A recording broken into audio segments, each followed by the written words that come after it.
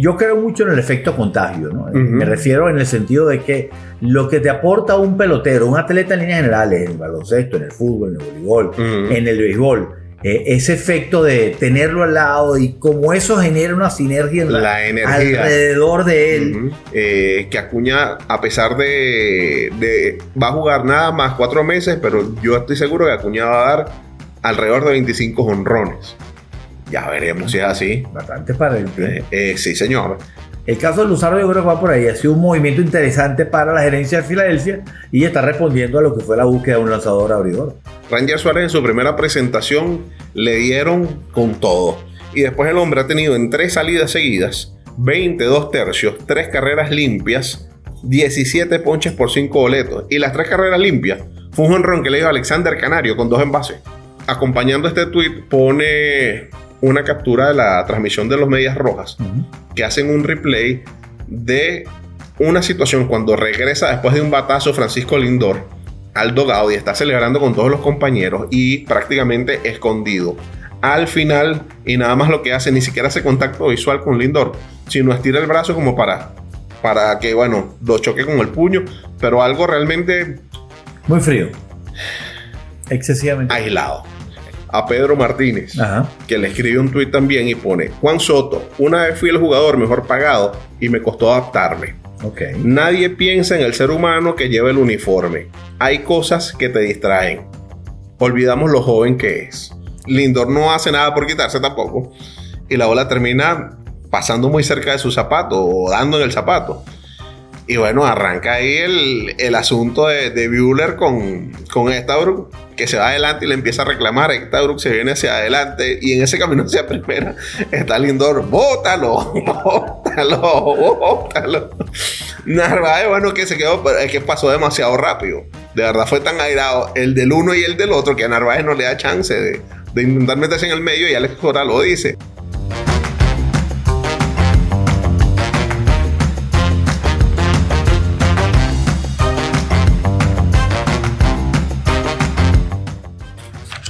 ¿Qué tal, amigos? Sean nuevamente bienvenidos a una edición más de Línea Entre Dos con Aquiles Estrada y que les habla Tony Cruz. Hoy con buenos puntos de vista vamos a hablar un poquito del béisbol venezolano, que ya tiene importantes noticias. Día atrás hablamos de que el primer paso para buscar a Aquiles, un manager, era un gerente. Ya tiene los Leones de Caracas gerente. Luis Ojo ya tiene manager también, repiten algo así, entre muchas otras noticias que tenemos para ustedes en el día de hoy.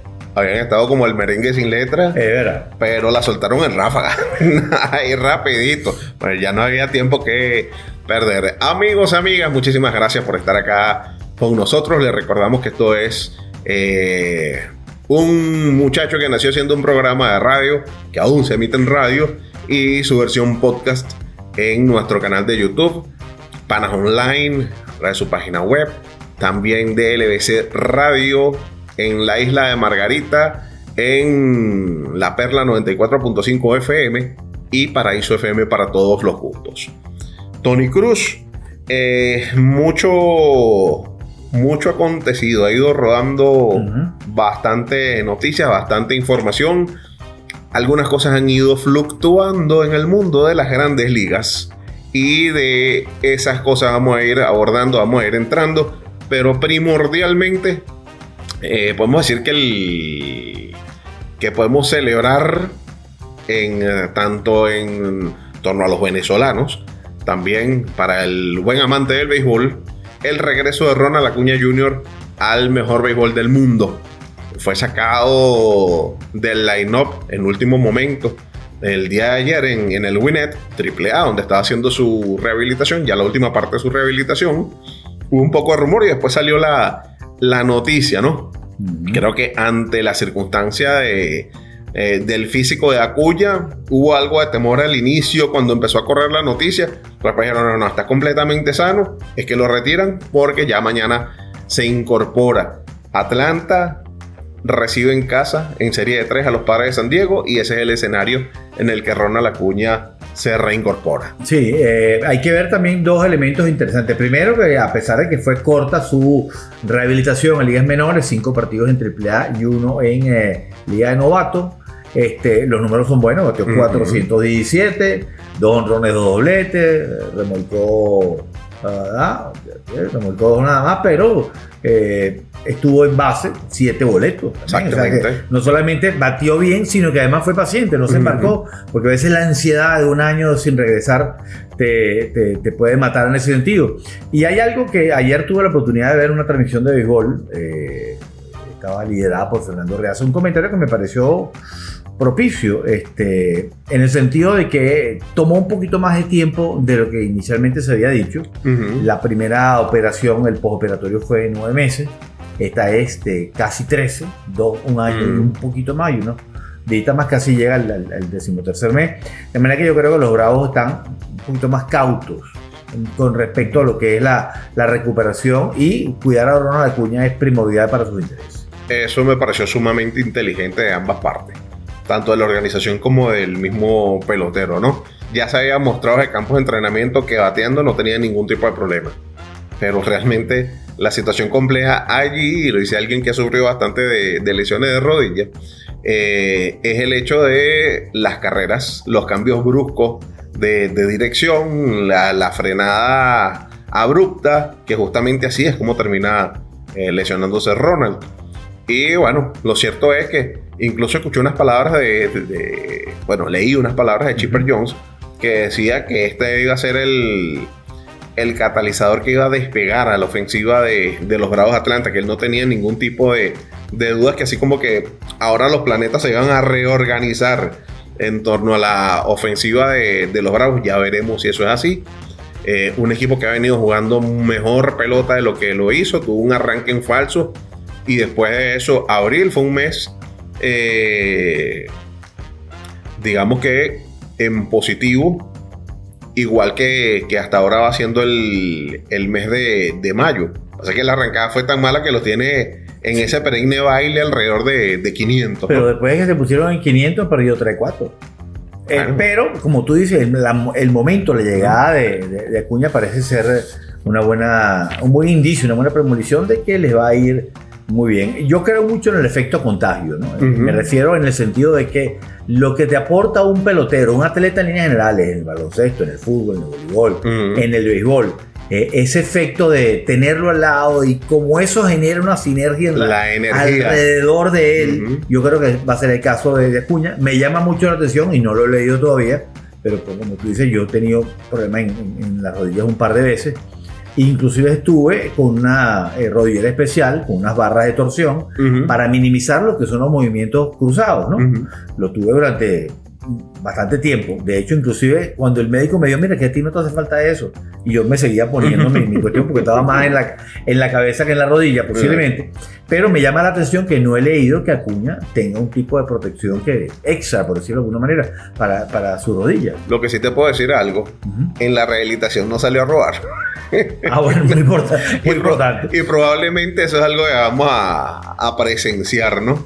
En el desarrollo de la campaña. De hecho, el periodista que cubre para MLB.com a los Bravos de Atlanta se atrevía a decir, mira, Mark Baumann se llama él, que Acuña, a pesar de va a jugar nada más 4 meses, pero yo estoy seguro que Acuña va a dar alrededor de 25 jonrones.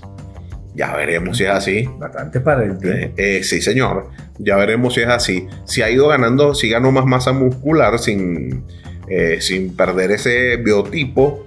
Él me recuerda mucho físicamente, guardando las distancias, porque era un pelotero mucho más espigado, a Alfonso Soriano. Sí. Que eran tipos que no eran tan grandes a nivel muscular comparado con otros, pero unos tipos con una potencia bárbara. Sí. Con capacidad de generar potencia. Podemos decir que con toda la arrancada pésima que tuvo el conjunto de los Bravos de Atlanta, si lo vemos a hoy, el comodín, aquí les es muy temprano, sí, pero estamos hablando de plazas de clasificación. Ellos nada más están a 3 juegos y medio del comodín. Mucha gente por el medio, sí, es verdad.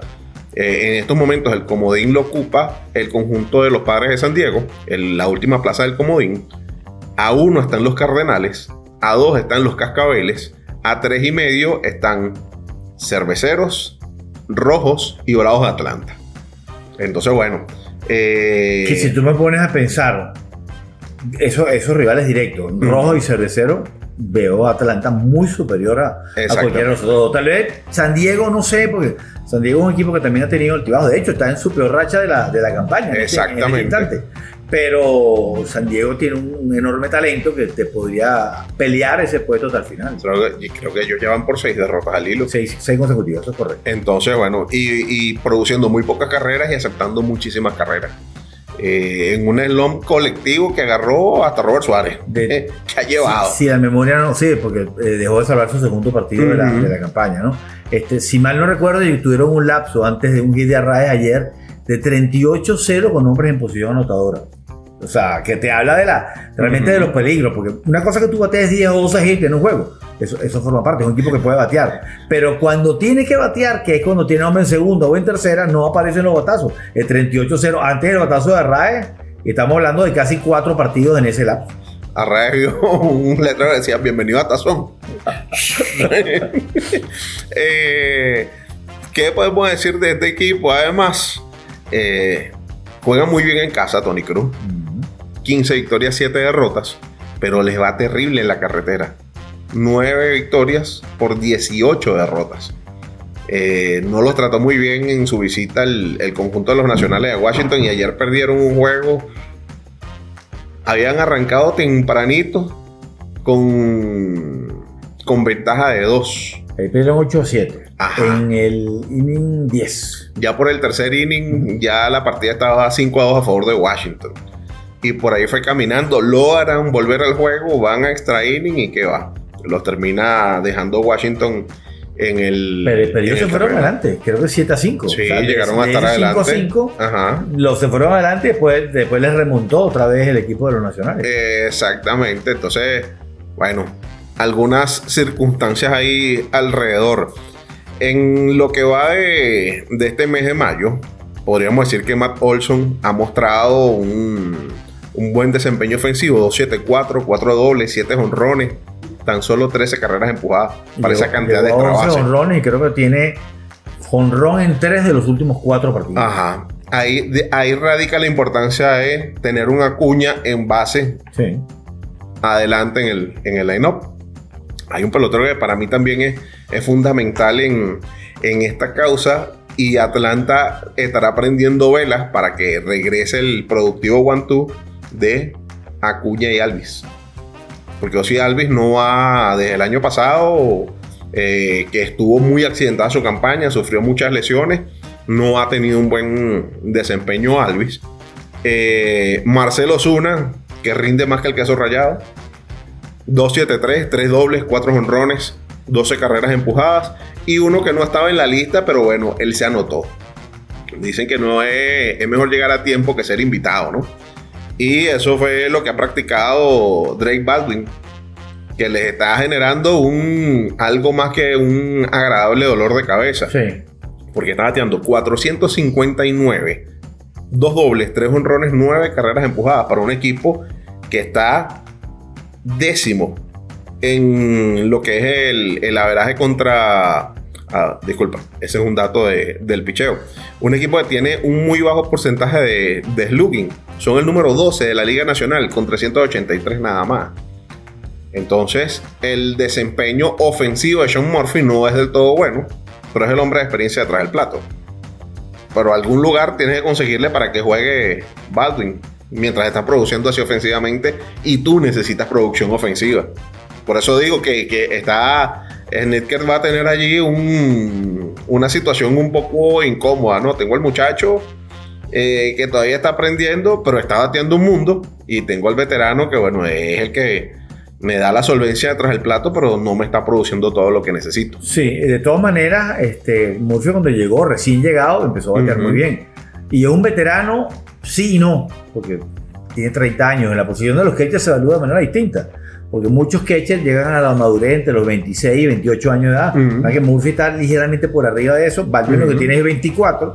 Tal vez el hecho de la necesidad de haberlo subido antes de tiempo, porque Murphy estaba lesionado, lo llevó a esa situación, pero Atlanta se ha caracterizado por evaluar muy bien su talento.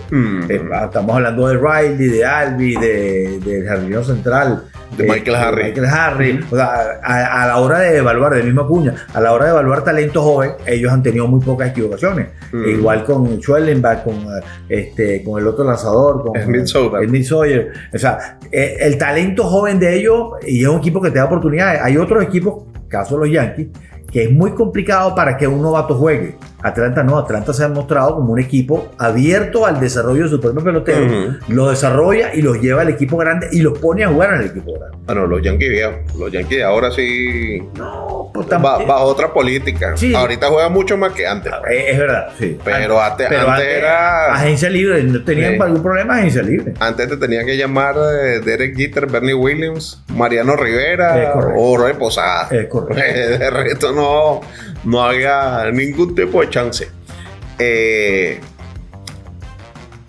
Hubo algo que me gustó mucho. Ajá. La salida de Spencer Strider, que fue terrible, le dieron. Y después del juego, un periodista le dice: mira, bueno, sí, te fue mal, pero me imagino que debes estar contento por poder estar lanzando. Y Strider le dice: no,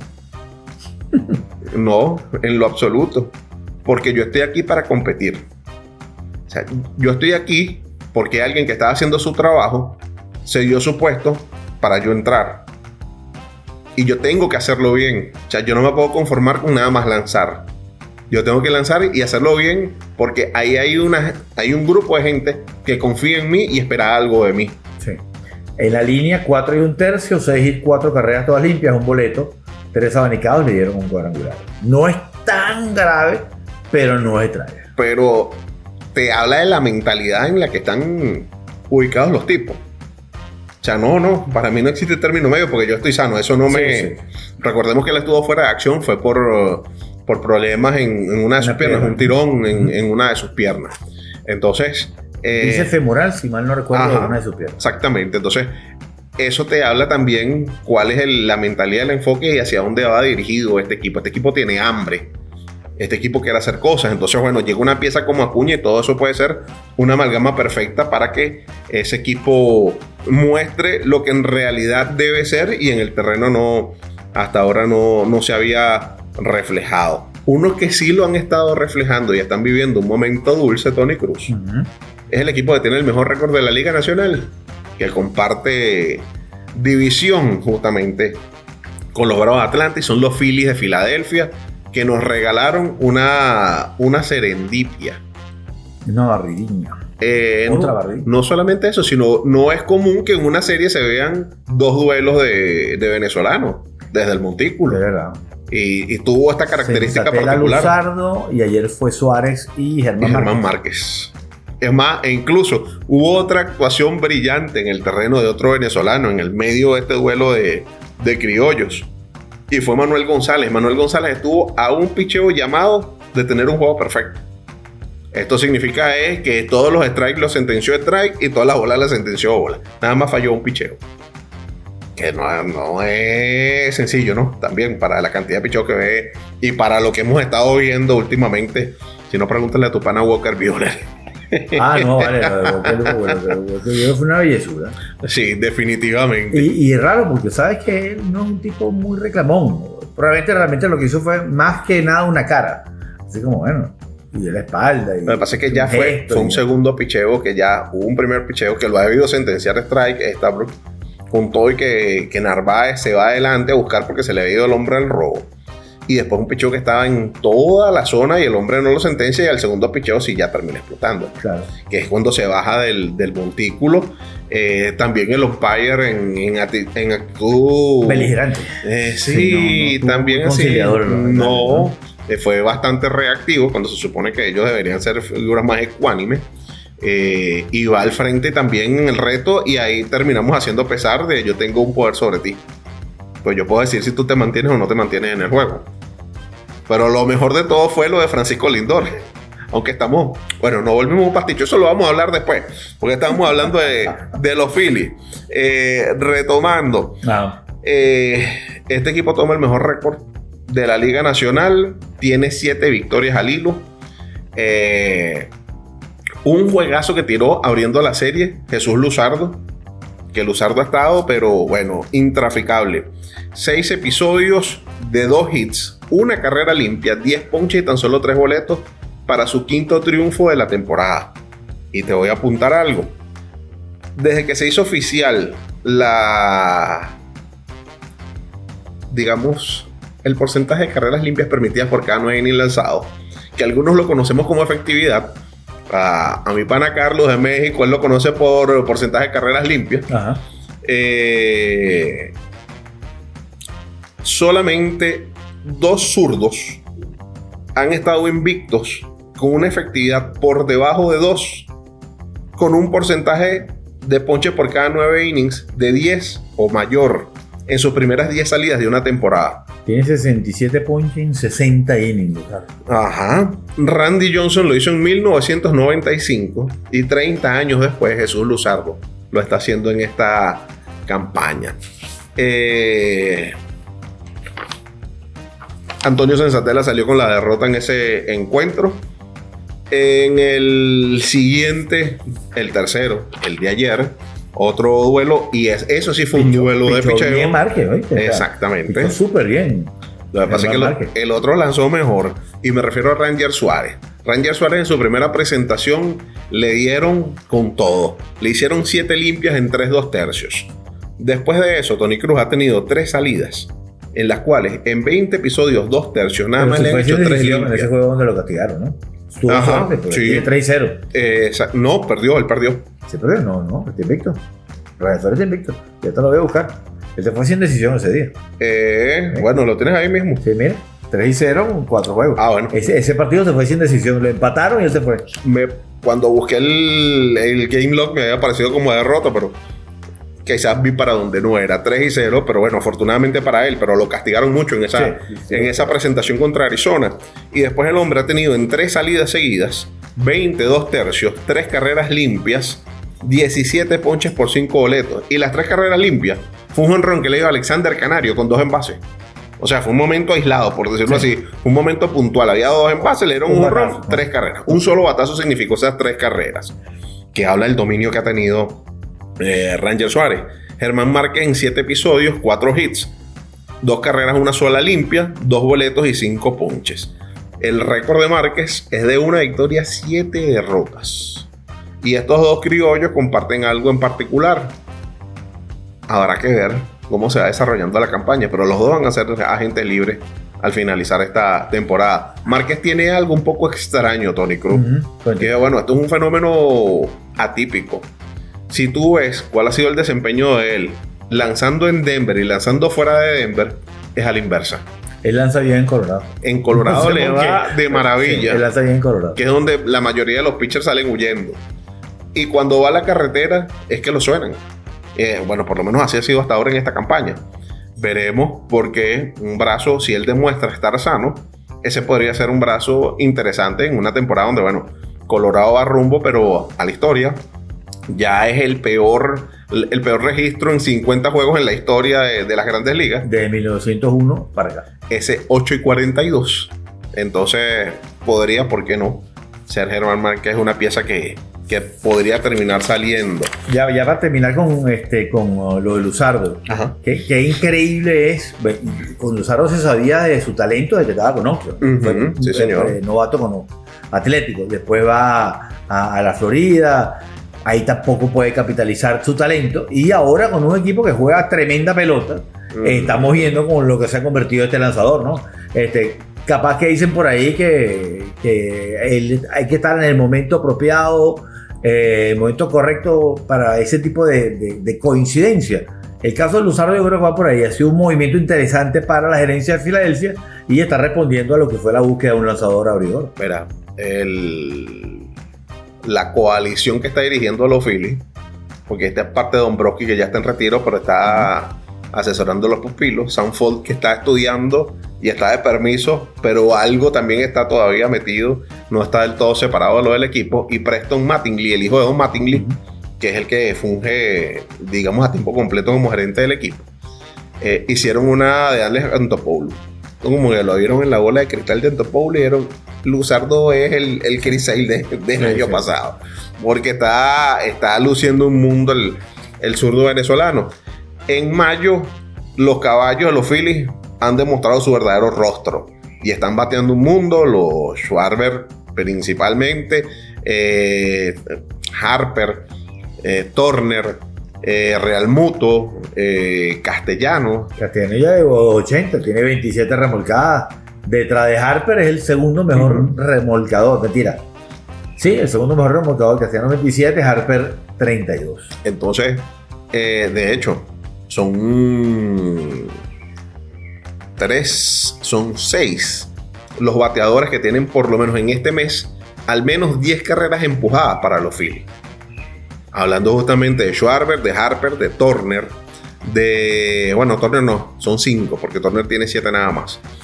Pero Turner tiene nada más y nada menos que 16 carreras anotadas. Schwarber tiene 17 carreras anotadas. Realmuto tiene 11 para Castellanos. Y Max Kepler, a pesar de que está bateando por debajo de 200, sí, ha tenido la contundencia suficiente, con 5 dobles y 2 honrones, para remolcar 10 carreras. Entonces esto ha permitido que tome otro matiz la situación para los Phillies. Y algo que es importante destacar para luego irnos a una pausa, que sería lo siguiente. Habíamos hablado el día martes de la suspensión de José Alvarado y el impacto que iba a tener en este equipo, las soluciones que tenían que buscar y en dónde podrían conseguirlas. Y bueno, las soluciones empezaron a llegar por casa. Así como había dicho que había visto en semanas anteriores a Romano y no tenía nada en la bola, y tú dijiste el martes, mira, yo le he visto salidas que ha estado mucho mejor. Bien, mucho mejor. Ese sendero ha ido marcándose y afortunadamente para él el éxito ha ido encaminándose, y el hombre nada más y nada menos tiene 9 apariciones consecutivas en donde no ha permitido carreras. De esas 9, 6 han sido por la vía del 1-2-3. Y sumamente importante es lo siguiente, que el hombre desde que suspendieron ya tiene 6 salvados, y desde que suspendieron a José Alvarado tiene 4. Bueno, el tipo dirá, bueno, no está Alvarado, yo mismo soy. A mí me contrataron para esto. Tomó la responsabilidad de sustituir al cerrador del equipo. Exactamente. Entonces, bueno, por ahí las cosas van pintando de buena manera para los Phillies. Todavía hay tela que cortar, pero más que dentro del terreno, hay que hablar de cosas que pueden estar pasando fuera del terreno, con otro de los vecinos del este de la Liga Nacional. Pero vamos a una pausa y eso hablaremos más en la próxima parte. Esto es Línea Entre Dos, Tony Cruz y Aquiles Estrada.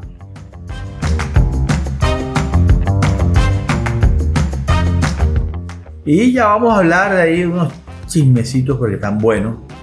Aquí les habló algo de los Mets de Nueva York, de la polémica de expulsión del Buehler, de las palabras del Lindor, todo eso se lo vamos a decir ahorita. Pero antes que eso, le vamos a decir que si quieres vender tus productos digitales, Waybo es para ti. La plataforma todo en uno para vender cursos, retos, asesorías, eventos o productos digitales, incluso desde Venezuela. Crea tu página, recibe pago en bolívares y empieza a ganar por lo que sabes hacer. Entra ya en waybo.com y síguenos en Instagram como @waybo. ¿Qué te puedo decir? Nosotros vamos a pelear ahorita. Yo voy a decir unas cosas malas de ti. Ajá. Pero mañana, para contestarnos, nos vamos a ir a desayunar. Eso fue lo que pasó con Cora y el Lindor, ¿no?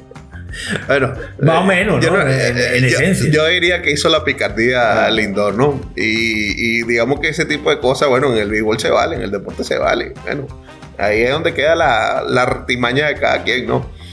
Como decimos aquí en Venezuela, metiendo caquillo. Eso es correcto. El muérgano de Francisco Lindor, ¿no? Pero bueno, vamos a tocar un punto dentro de esa situación. Ya habíamos hablado el martes de lo mal que le había pasado en Yankee Stadium, en el Bronx, Juan Soto. Uh-huh. Y bueno, le tocó otro caramelito, que no era menos. Le tocó ir a la ciudad de Boston, donde digamos que la inercia no ha cambiado. Había tenido la circunstancia del batazo aquel, que pensaba que la bola se iba, en la brisa se lo trajo, en definitiva no se fue. La cara muy larga, el momento de la rueda de prensa donde lo llevaron no fue que fue, lo llevaron, porque ya el domingo se había escabullido. Y eso en grandes ligas es delicado. Eso es, o sea, eso incluso pueden multar a los peloteros por no presentarse por no brindar sus declaraciones a la prensa. Eso lo consideran como parte del trabajo. Hubo un juego donde, bueno, Garrett Crochet lanzando, que hubo un par de turnos donde Juan Soto no hizo en absoluto swing. No es nada extraño de que Juan Soto es un tipo sumamente disciplinado en el plato. Sí, él es un tipo que se embarca con muy pocos picheos fuera de la zona de strike. Exactamente. Si son sinceros y honestos y ven los turnos, uno de los turnos, Crochet lo que le hizo fue una parranda de picheo más complicado el uno del otro y lo termina sorprendiendo. Eso también es válido. Claro. Ya, eso también puede estar dentro del juego. Pero más allá de eso, que si tú ves las métricas donde miden los porcentiles, la cantidad de impactos con contundencia y demás, sus métricas están en buena medida en donde deberían estar, que no demuestran algo anormal. En el lenguaje corporal es donde está lo extraño, lo distinto, y pareciera que a Juan Soto le está pasando algo. Y quiero citar a un periodista dominicano llamado Mike Rodríguez, y voy a leer textualmente su tweet. No eres el mismo, Juan Soto. Sea cual sea el reto que estés enfrentando, recuerda que tienes un país, la República Dominicana, que te apoya. Todos los días te enviamos buenas vibras, esperando verte brillar de nuevo. Sinceramente, no me preocupa tu bateo. Sabemos que eres una auténtica bestia. Has demostrado tu talento contra los lanzadores más temibles y en los momentos más difíciles. Sin duda. Lo que me preocupa es tu lenguaje corporal. Hay una aura diferente a tu alrededor, una actitud que nunca antes habías mostrado. Espero sinceramente que lo que te esté molestando se disuelva pronto y que regreses para regalarnos esos momentos de magia que solo tú sabes crear. Te mando un fuerte abrazo, Juan Soto. Estamos aquí contigo siempre. Y pone la bandera de la República Dominicana. Sí. Okay. Y él pone, acompañando este tweet, pone una captura de la transmisión de los Medias Rojas, que hacen un replay de una situación cuando regresa después de un batazo Francisco Lindor al dugout y está celebrando con todos los compañeros y prácticamente escondido al final, y nada más lo que hace, ni siquiera hace contacto visual con Lindor, sino estira el brazo como para que, bueno, lo choque con el puño, pero algo realmente muy frío, excesivamente aislado. Entonces ya esto han sido cosas, o sea, situaciones bastante repetitivas. Lo dije el martes y lo repito, son 26 años y siempre tenemos una oportunidad de estar viviendo algo nuevo hasta que nos llegue el turno de nos llamen para la Liga Celestial. Hasta ahí vamos a estar aprendiendo, ¿no? Y probablemente sí, en otro tipo de situación y otro tipo de contexto, quizás la presión no era tal. Habrá circunstancias en las que se está manejando. No sé si esté arrepentido o no de haber firmado con los Mets. No creo. No sé si hay un asunto de índole personal, que es lo que pareciera, pero de que Juan Soto en estos momentos no es feliz, no hay manera de ocultar eso. Uno no está en él para saber qué siente. Okay. La gente a su alrededor probablemente sí tenga mayor idea, pero el Juan Soto que estamos acostumbrados a ver no es el que estamos viendo en el terreno. Bueno, hay un elemento importante, ¿no? Que no se puede separar. No sabemos si tienes algún problema personal, ¿no? Si no tienes la cabeza 100% de lo que estás haciendo, esos elementos distractivos pueden afectarte. Yo me inclinaría a pensar más por ahí, porque él ha tenido comienzos lentos anteriormente y ha salido de esos baches, porque, repito, es demasiado buen bateador, un tipo muy ordenado y selectivo en el plato. Mira que esa misma selección de picheo y su capacidad bateadora va a hacer que salga más tarde o más temprano de esa situación. Exactamente. Ahora, el hecho de que esté apagadito y demás, cuando te está yendo mal, me refiero si eres un goleador, un anotador en el baloncesto o un toletero como es Soto en el béisbol, te está yendo mal, es normal que tú tengas una actitud un poquito distinta. Yo creo que nada más es lo que se caliente. Ahora, si se calienta bateando y lo vemos en la misma postura, ahí sí me preocuparía. Pero es que hay un detalle, ojo, y esto no lo digo en tono de crítica para este periodista, pero sí me ha pasado. Las veces que he ido yo a Dominicana, inclusive he vivido duelos allá al Licey y Águila Cibaeña en el Estadio Quisqueya. Y siempre me ha parecido que el periodista dominicano de béisbol es excesivamente fanático. Y lo digo esto porque ese tuit no parece escrito por un periodista, sino más bien por un aficionado que está preocupado por el lenguaje corporal de Soto, ¿no? Yo creo que más bien uno como periodista debe intentar mantener esa ecuanimidad. Cuando uno pasa del renglón de periodista al renglón de fanático, siempre hay una ventana que uno no debería transponer o cruzar. Me pasa mucho con los fanáticos, los periodistas dominicanos, más que con los mexicanos, con los venezolanos o con los mismos puertorriqueños. Lo que te quiero decir con esto es que siempre tienes que intentar ser lo más ecuánime posible. Y ahí lo que veo es un fanático que está escribiendo. No veo a un periodista en esa nota dirigido. Claro, es una nota que él está dirigiendo. Pero si yo le voy a decir un comentario a un pelotero, se lo mando personalmente. Ya cuando utiliza las redes sociales para mandarle ese mensaje, yo creo que ahí pierde un poquito el contexto del periodista como tal. Tú tienes razón. En eso no te lo discuto. Yo siento que es más el ser humano hablándole a otro ser humano. Sí, posible. Más allá del contexto de su labor, ¿no? Porque lo que sí, en donde sí no estoy de acuerdo, no es la actitud de alguien que no le están saliendo las cosas bien nada más. ¿Tú crees que hay algo más? Claro, porque en otros momentos él ha tenido también slumps y no lo hemos visto así. Correcto. Entonces creo que... Y yo no creo que vaya a devolver los 765 millones, ni que esté malo con los Mets. No le está yendo bien, pero cuando le empiece a ir bien, reaparecerá la sonrisa. Mira, no le va a salir a Andrés Osorio. ¡Ay, se volvió! No. Mira, y ahora cito a uno que creo que sabe un poquito de esto, ¿no? A Pedro Martínez, Ajá. Que le escribe un tuit también y pone: Juan Soto, una vez fui el jugador mejor pagado y me costó adaptarme. Okay. Nadie piensa en el ser humano que lleva el uniforme. Hay cosas que te distraen. Olvidamos lo joven que es. Es verdad. Entonces, bueno, mira, para que tú veas, hay mucha gente que piensa que el dinero es la felicidad y no necesariamente lo es todo. Se ayuda mucho, evidentemente.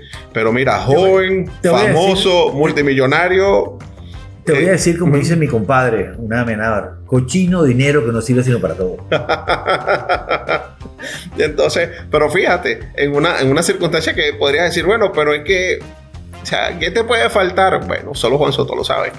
Eso, ahí es donde digo lo delicado, lo importante que es la cuestión de la salud mental. Y voy a aprovechar para atarlo con otras circunstancias. Justamente hablando de los Medias Rojas de Boston, ahora fue Liam Hendricks. Que lo amenazaron a él y al esposo, que habló, ¿no? Y la cantidad de amenazas de muerte, de gente escribiéndole. Vamos a recordar que él es sobreviviente de cáncer. Sí. De gente deseándole cosas terribles, nefastas, alrededor de su enfermedad, solamente por salir y no tener un buen desempeño en el terreno. Yo no sé hasta qué punto también eso esté inmerso dentro de la frustración que él tiene. En su mente no hay nada más complejo que cuando en tu mente tu mente te dice algo porque tú estás acostumbrado a algo y quizás las situaciones ya han cambiado. Un ejemplo, tú antes corrías la 60 yardas en 6. Ajá. Y ahora corre las 60 yardas en 9. Tú las corrías en 6 cuando tenías 18. Es correcto. Y ahora que tienes otra edad, no pretendes que las vas a correr en 6. Pero a veces tu mente no te permite hacer esa adaptación. En el caso de Hendricks, que está acostumbrado a tener un rol estelar, un rol importante, un peso específico, y verse en otro tipo de situación, al ser un competidor, algo como lo que dijo Strider, quizás no se conforma con el rol que está teniendo en estos momentos y él quisiera hacer más. Él quisiera la oportunidad de hacer más. Lo digo por las declaraciones que tuvo, que hubo cierto fuego cruzado, quejándose que estaba enmohecido en el bullpen, que no lo estaban utilizando tanto como deberían utilizarlo, que él para poder regresar necesita lanzar y demás cosas, ¿no? Entonces, no sé si eso también ha tenido que ver dentro de la situación que está viviendo, esa frustración personal, esa situación de que estás recibiendo mensajes que por más que sea, somos humanos y de alguna manera eso te afecta. Vamos a recordar lo que pasó con Jarren Duran, que también lo atacó un fanático. Lo que pasó la semana pasada con Lance McCullers, que también recibió. Y créanme que no son los únicos, porque ya el año pasado habíamos hablado de Mitch Garver. Y en medio de esa situación de Mitch Garver con Seattle, que Seattle es una de las fanaticadas más tranquilas, entre comillas. Exactamente. Entonces, lo importante, y por segunda vez, porque ya habíamos tenido un espacio una vez dedicado al hecho de la salud mental, lo importante que es todo esto, a veces, y es verdad, a veces la gente piensa que son robots y no son robots, son seres humanos exactamente igual que uno. ¿Cuál es la diferencia? Que bueno, mira, un cajero de banco, y me fui vintage, una profesión vintage, no tiene a 10,000 personas para aplaudirlo por hacer un depósito de forma correcta. Ni para pitarlo tampoco. Exactamente, si se equivoca en una cuestión, tampoco vas a tener a 10 recordándose de tu mamá, ¿no? Entonces, esa es la diferencia. Todos tenemos un rol en la sociedad y bueno, algunos están más expuestos que otros. Eso es un problema que genera algo que hemos hablado ya muchas veces, las apuestas. Yo no creo que nadie vaya a amenazar a Hendrick, a Durán, a Barber o a otros peloteros porque le da la gana. Tú de repente, y a mí me ha pasado y uno dice, bueno, este bobo cómo va a fallar esa pelota, o este cómo falló el gol. Yo he aprendido en la vida por malas experiencias que no se debe criticar y que hay que ponerse en los zapatos de esa persona para poderlo para poderlo criticar con lo que no. Pero yo creo que toda esa situación del reconcomio, de los insultos y demás, viene con el coletazo de las apostadoras. Y sin duda alguna. Y también, Tony, que vamos a recordar que los deportes funcionan como un vertedero de frustraciones, de emociones reprimidas. Ahí es donde la gente va, se suelta, libera, y esto no es exclusivo del béisbol, lo hemos visto en cualquier cantidad de deportes, que ocurren cosas. Ahorita que se jugó en España la final de la Europa League, vimos como un grupo del Tottenham y un grupo del Manchester United cayéndose a trancazo en Sevilla, así como que tú viajas tan lejos para irte a caer a trancazo. Es verdad. ¿Qué risa te pasa a ti por la cabeza? Eso lo vemos en los distintos deportes. Entonces parte, pero evidentemente no es lo mismo de, bueno, yo pagué una entrada y bueno, qué fastidio que le dieron unos batazos, bueno, perdimos. Bueno, yo puse unos cuantos miles y porque a ti te no los batazos se me cayó el parlay y bueno, ahí sí terminan de soltarle lo que es y lo que no es. Entonces esto le puede pasar desde un Juan Soto, que firma uno de los contratos más grandes del béisbol, a un tipo que ha pasado veterano de 1000 batallas como Hendricks, como un tipo que ha estado luchando persistentemente para poder estar en el terreno de juego por las reiteradas lesiones, como es Lance McCullers. Entonces no es, ese es, digamos, el lado feo del deporte, ¿no? El lado feo que lo que hace es reflejar la parte más oscura del ser humano, a fin de cuentas. Sí. Retomando el tema del béisbol, para mí fue fabulosa esa cuestión que pasó entre Buehler, Lindor, Carlos Narváez quedó como pajarito en grama, no le dio chance de llegar a tiempo para que no le votaran al pitcher. A mí me resultó bastante divertido y sobre todo cuando a mí no me pareció tan divertido porque estar expulsando al manager y al pitcher no me hizo mucha gracia, pero bueno, ópticas distintas. Mira, vale, está hablando el fanático, no está hablando el periodista, ponte serio. Por eso estoy diciendo que a mí no me pareció tan divertido. Juan García, ponte para lo tuyo. Cuando yo estaba viendo eso, no estaba reportando, estaba viendo mi juego como fanático y no me hizo tanta gracia. Lo cierto es que bueno, no recuerdo quién era el que estaba en base, que se va al robo, hace el disparo Narváez, al siguiente picheo, quebrado hacia el pie trasero del bateador zurdo, Lindor. Lindor no hace nada por quitarse tampoco. Y la bola termina pasando muy cerca de su zapato o dando en el zapato.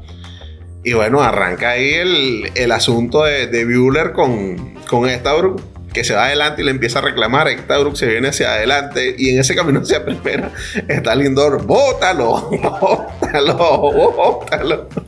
Narváez, bueno, que se quedó, pero es que pasó demasiado rápido. De verdad fue tan airado el del uno y el del otro que a Narváez no le da chance de intentar meterse en el medio, y Alex Cora lo dice. Mira, yo había llegado tarde, pues estaba en lo de la cuestión de la graduación de mi hija. Llego. Ese fue otro rollo. Le metieron una crítica porque estaba en la graduación de tu hija. Hermano querido, Sí. o sea, hay situaciones y situaciones. Si tú no pones como una prioridad a tu familia en una temporada tan larga, desafortunadamente la graduación cayó en temporada y tenía que ir, ¿cómo lo vas a criticar porque el tipo fue al acto de graduación de la hija? Temporada regular. Temporada regular. Si tú me dices que es un juego de vida o muerte, una cuestión de que, bueno, ganamos, perdimos la temporada, tiene otro matiz, pero temporada regular y en mayo. Y Boston está tercero. Eso es ser necio, de verdad. Tercero. Somos seres humanos ante todo. Ahí no hay tutía. Bueno, el hombre había llegado tarde, total que bueno, sale y no le da chance. Él no le da chance, y cuando sale, bueno, tiene que hacer su parte y terminan botando también rápido. Ya está de mecha corta esta, y también lo tiró para el techo, pues. Total que bueno.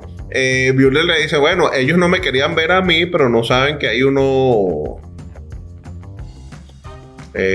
animales. Ese fue el término, no puedo decir la otra, la palabra con F, y bueno, le hizo, y que termina entonces en definitiva ganando ese juego los Medias Rojas de Boston, ¿no? Que también han estado atravesando sus momentos, sus más y sus menos.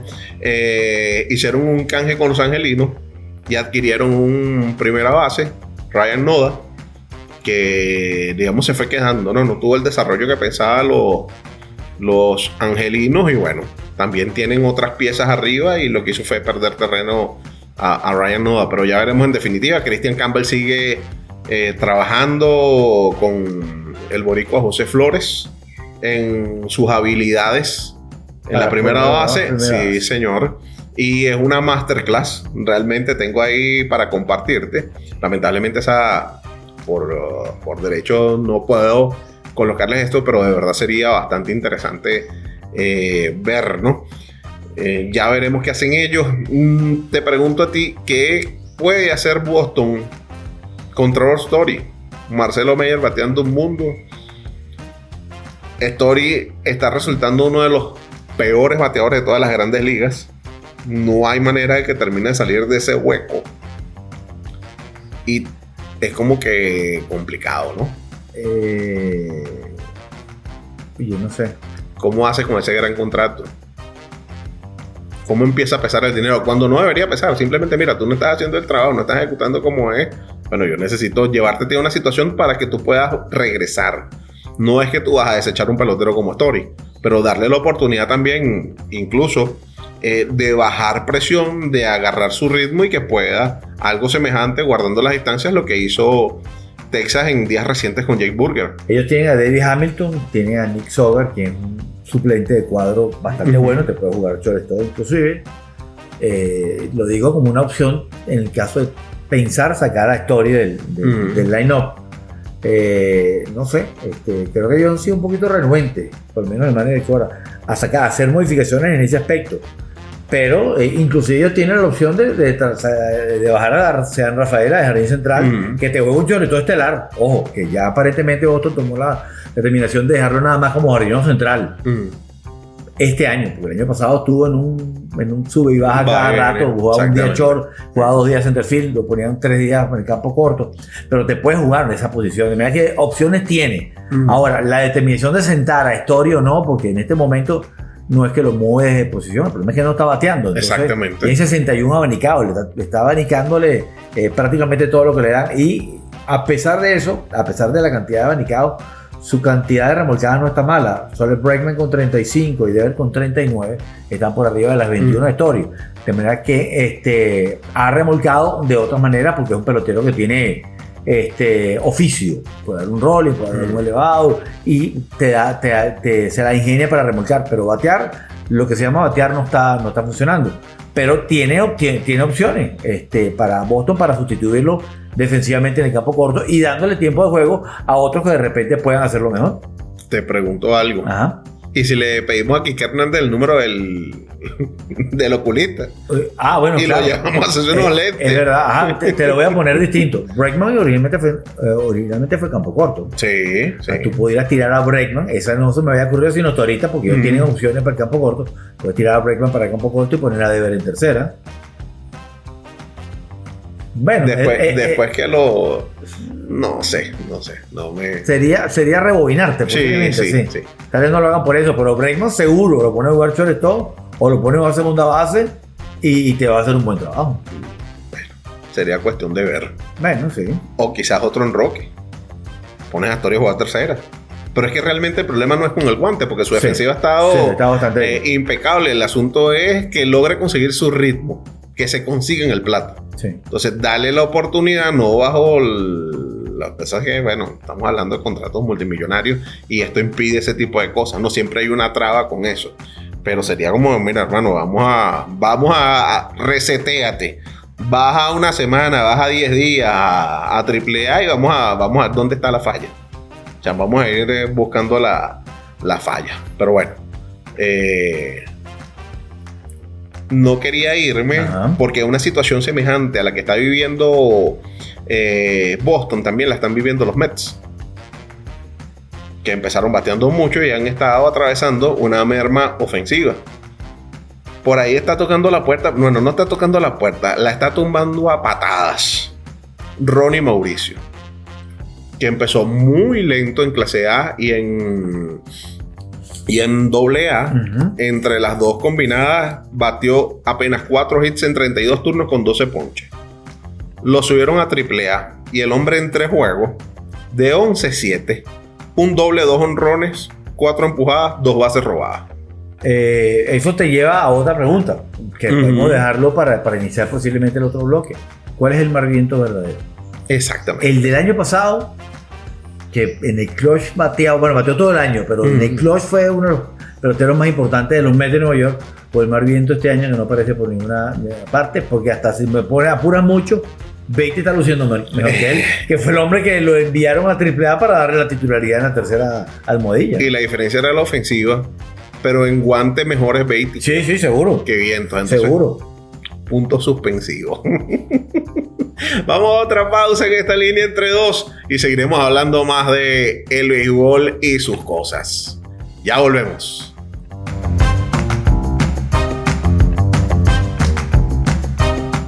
De vuelta en esta línea entre dos, Tony Cruz, quien les habla, Aquiles Estrada. Permítanme conversarles un poco sobre Waibo. ¿Quieres vender productos digitales? Waibo es para ti, la plataforma todo en uno para vender cursos, retos, asesorías, eventos o productos digitales, incluso desde Venezuela. Crea tu página, recibe pagos en bolívares y empieza a ganar por lo que sabes hacer. Entra ya en waibo.com y síguenos en Instagram como @waibo. Hermano querido, estábamos hablando entonces de la situación de los Mets y cuál versión es la real, ¿no? Sobre todo cuando te está tocando la puerta por allí un Ronnie Mauricio, talentosísimo. Digamos que fue el primero en la estirpe de los Eli de la Cruz, de los O'Neill Cruz, el primero que se asomó siendo un tipo portentoso físicamente, jugando shortstop. Ya, esto es una 20, 30 años atrás hubiese sido imposible. Tipos de este tamaño, sí, de esta complexión física, verlos jugando en el campo corto, pero ahora tenemos otro... Eso cambió con los Ripken y los Alex Rodríguez. Exactamente. Que eran el biotipo... no era el biotipo del campo corto, que era un tipo menudo, no muy alto, ágil, rápido.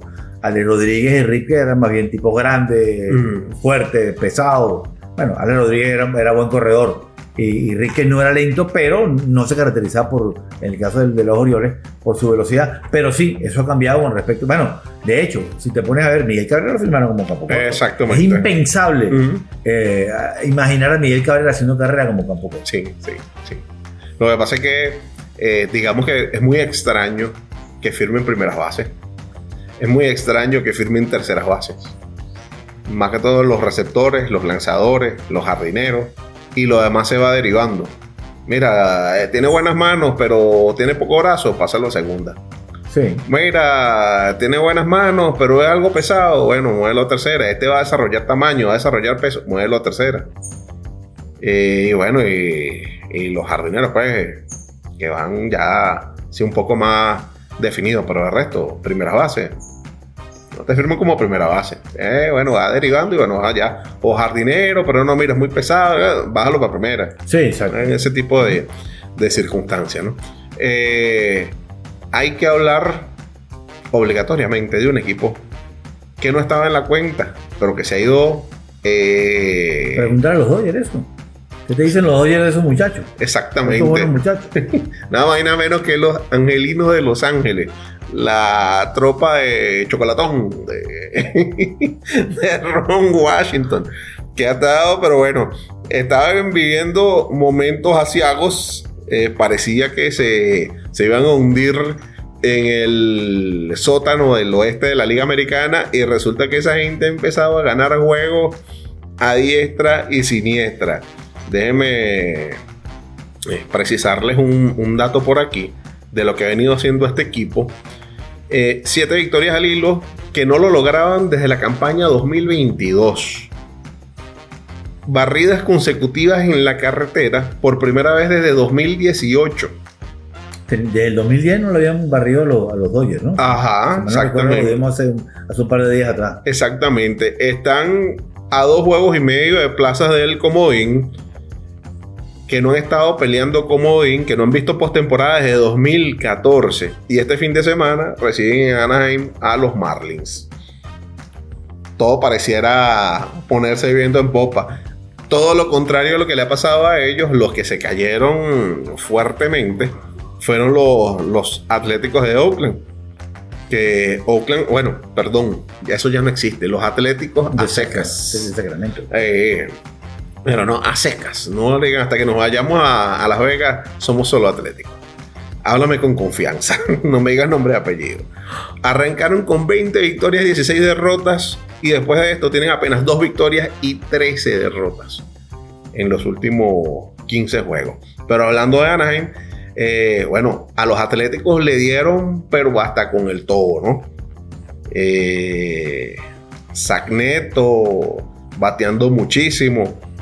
Hay bueno, ellos habían ya en el análisis previo lo habíamos dicho, ellos tienen una cantidad de peloteros de primera ronda que dijeron, bueno, vale, vamos a ponerlo a jugar. Claro. Vamos a ponerlo a jugar. Lo mismo que decía Washington.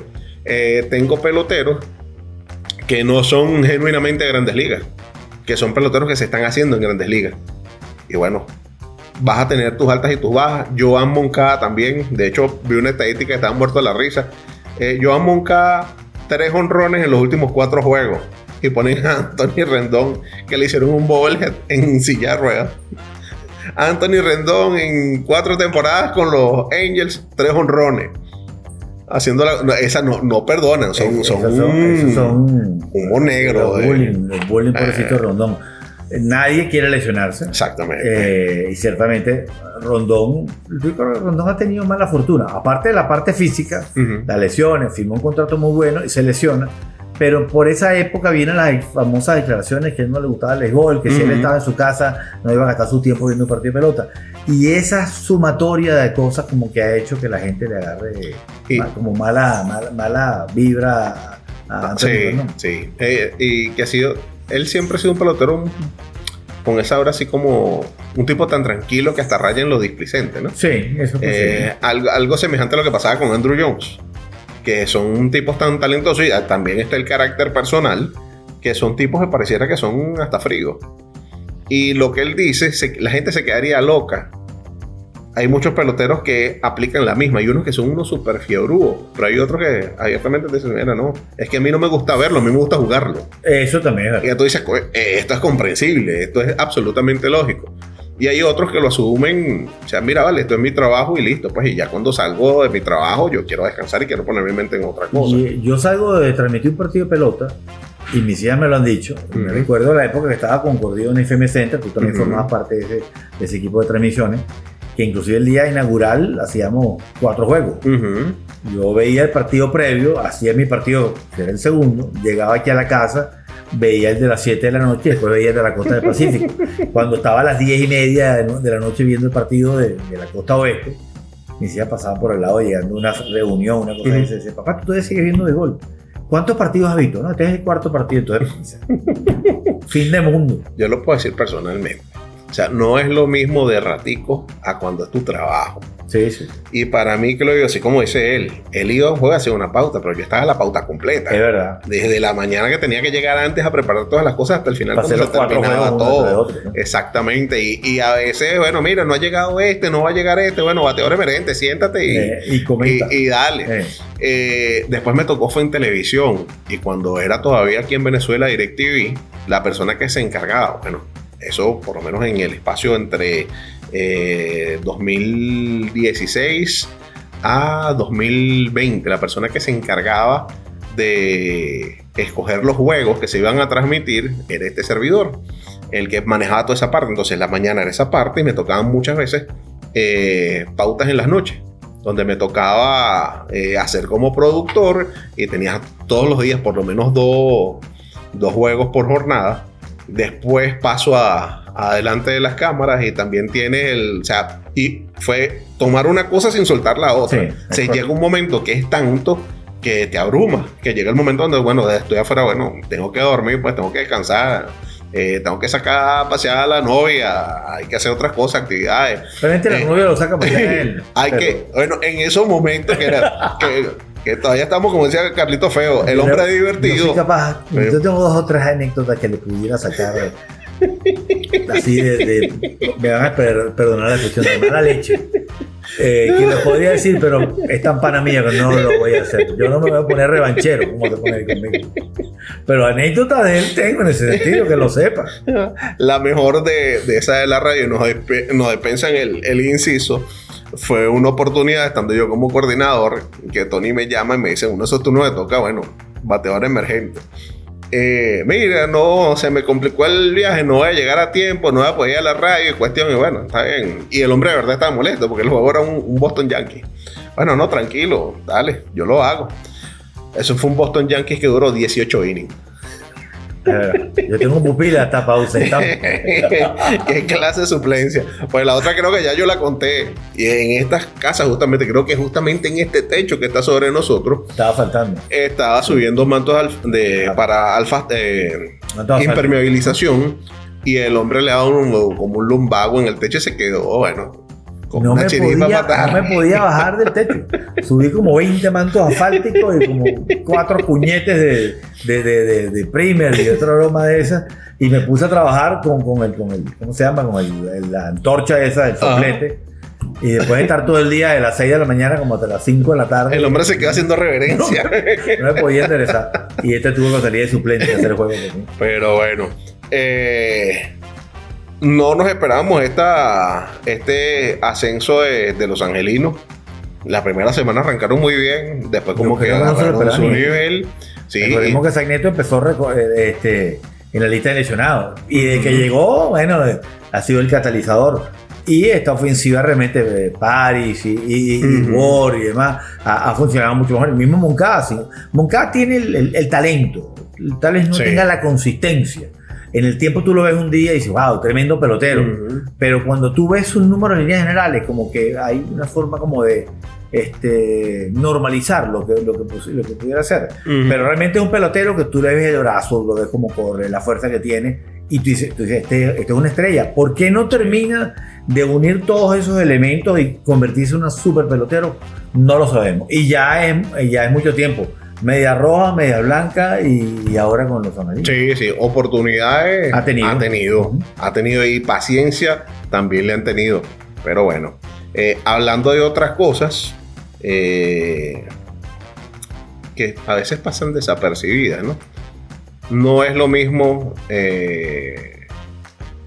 a tus 34 años jugar left field y tener que correr del left field al dugout para prepararte para salir a batear, que cuando estabas en segunda base que estabas más cerquita del dugout. Te estás refiriendo al tuve. Al tuve. Ajá. Que al tuve dice, mira, cámbiame, no me pongas de primero, pues mira, me está costando, me está pegando el tercero. Hablando de cómo van cambiando, y ya estamos hablando de peloteros de alta competencia, ¿no? Atletas élite. Pero al paso del tiempo camina para todos, ¿no? Y hubo otro ajuste en el line-up y lo han colocado de tercero. Bueno. Altuve tenía una parranda de años que no bateaba tercero y bueno, ayer tiró 2 para la calle. Sí, tenía desde el 28 de abril que no había dado jonrón, ayer dio 2, sus 2 primeros jonrones de mayo. Y yo no sé si una cosa tenga que ver con la otra, me refiero a las coincidencias, el hecho de que hayan subido en la ofensiva más hacia el medio de la alineación, o el hecho de que ya se está empezando a sentirme como... Yo lo he visto con mejores swings. Inclusive, ayer tuvo, al margen del partido ese de los 2 cuadrangulares, un turno donde si le falta un hit para los 3000 se va a correr ese batazo. Un rolling por el shortstop, pero violento. La pelota picó y saltó. Y el shortstop hizo así como... cogió la bola. O sea, un pegón. Sí.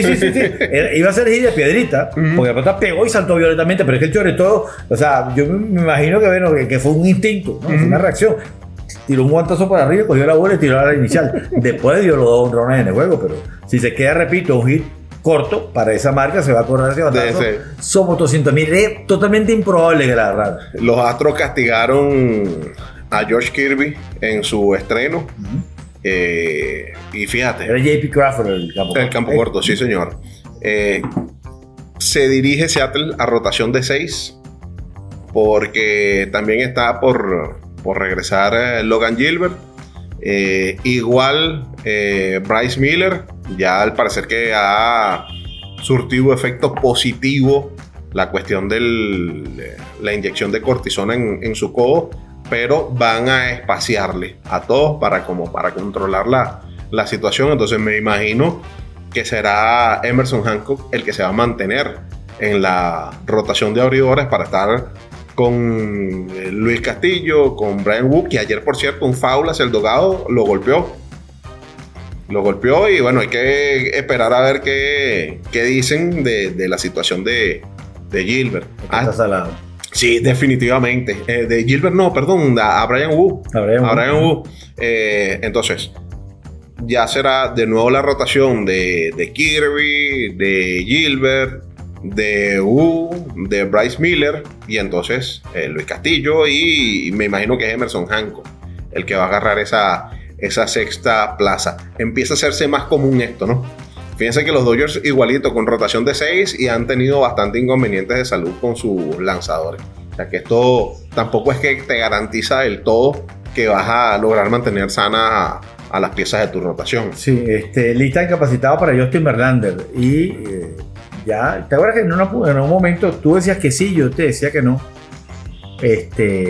Con respecto a la posibilidad de que llegue él o Scherzer o ambos al Salón de la Fama. Yo creo que ahora ya se estaba pensando en los 300 como una posible plataforma para propulsar su candidatura al Hall de la Fama. Yo creo que se va a quedar corto, le faltan 38, pero no ha estado muy saludable, no ha podido ganar este año, tiene serie 2 y al ritmo que va, porque él promedia en su carrera 16 victorias por año, necesitaría 2 años y medio para llegar a los 300. Y no creo que Verlander físicamente esté como para lanzar tanto tiempo en Liga Grande. Yo te sigo insistiendo, nómbrame en su época 2 que han sido mejor que ellos. En su época. Mejor que ellos. No sé, Scherzer pudiese ser uno.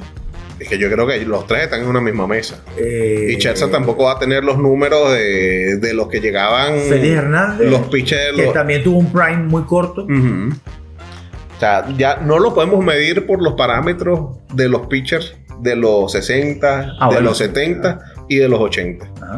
Hay que ajustarse a lo que fue esta nueva era de béisbol. Para mí, la diferencia entre el mejor de su generación, sí. Hall de la Fama, no sé. Para mí, Hall de la Fama es un pelotero de otro nivel. Y yo creo que él fue, al igual que Scherzer, posiblemente los mejores pitchers de su generación. Probablemente, si ellos lo ponen. ¿Tú tienes duda que si esos hombres hubiesen jugado pelota en los 70 o en los 80 no hubiesen sido tan buenos como han sido hasta ahora? No hubiesen sido tan buenos como hicieron, pero no creo para que mí hubiesen sido más ahí, exitosos. Para mí ahí es donde está la clave. O sea, yo no tengo lugar a dudas de que ellos se hubiesen podido adaptar al béisbol de los 70, de los 80. Y yo no dudo que, por ejemplo, los Mantle, los May o peloteros de esa categoría hubieran triunfado ahorita. Dicen que los tipos lanzaban duro. Bueno, sí, no. En cuanto a velocidad, yo creo que lo hubiera afectado el hecho de, ¿qué te puedo decir? Hay uno que está ladrando. Definitivamente, Susi no está de acuerdo con tu argumento. No está de acuerdo. ¿Qué te puedo decir? Lo cierto del caso es que yo creo que los peloteros buenos, talentosos, juegan y triunfan en cualquier época. Unos más, unos menos, pero... Sí. A diferencia de otros que tú dijeras, mira, fulano de tal, en el béisbol de los 70, 80, a veces subió a Grandes Ligas, a veces jugó a Grandes Ligas. Probablemente ahí hay mucho que la respuesta es no. Sí, porque los cupos eran menores. Exactamente. Es una cuestión de cantidad de equipos y del número del roster, te limitaba, ¿no? Sí. En los 60... Pero te pongo el ejemplo porque ¿a qué voy con esto? Por poner un ejemplo, ¿tú crees que Aaron Judge no hubiese podido jugar en la época de los 16 equipos? Claro. Ajá. Pero vamos a poner un ejemplo. ¿Tú crees que Stuart Fairchild hubiese jugado en la época de los 16 equipos? Y para mí la respuesta es no. Probablemente no. Entonces a eso es a donde voy. Hay peloteros que no importa la época, hay fenómenos que han sido fenómenos. Y en la época que tú los pusieras, igual iban a ser unos fenómenos. Tú sabes la gran cantidad de peloteros que están ahorita en las grandes ligas que en los 60 no hubieran jugado. Me refiero por cupo. Sí. Simplemente por cupo. Estamos hablando de 4 de 6 equipos menos. Estamos hablando de una cantidad de peloteros que no hubiera tenido dónde jugar. Y eso te limitaba. Yo inclusive te podría ir un poquito más lejos. Yo he visto casos de peloteros venezolanos que tuvieron carreras no tan exitosas en grandes ligas que ahorita se hubieran cansado de jugar. Porque tú lo veías jugando y tipo un duro. Pero en esa época Venezuela tenía 5 grandes ligas. Fácil. Ahorita tiene 70, 40, 50 todos los años. Mira, se nos pueden caer. Pasa con Dominicana. Escríbanos sobre esto y escríbanos quiénes consideran ustedes de esos grandes peloteros de sus países que han podido llegar a grandes ligas. En otro contexto. En otra época. De eso de lo de aquel momento. A mí por lo menos me viene rapidito a la mente uno. Se llama Raúl Pérez Tobar. Sí. Raúl Pérez Tobar en esta época se hace cansado de jugar en grandes ligas. Seguro. Muerto a la risa. Pero bueno, es cuestión de épocas, cosas que podemos especular y nunca lo vamos a saber en realidad. Pero es entretenido preguntarse. Sí, señor. Pero ahora es necesario hacer nuestra segunda pausa. Y cuando volvamos, nos vamos a dedicar a hablar de la Liga Venezolana de Béisbol Profesional, que mira que ha dado tela para cortar en esta semana. Línea entre dos, Tony Cruz, Aquiles Estrada. Regresamos en un ratito.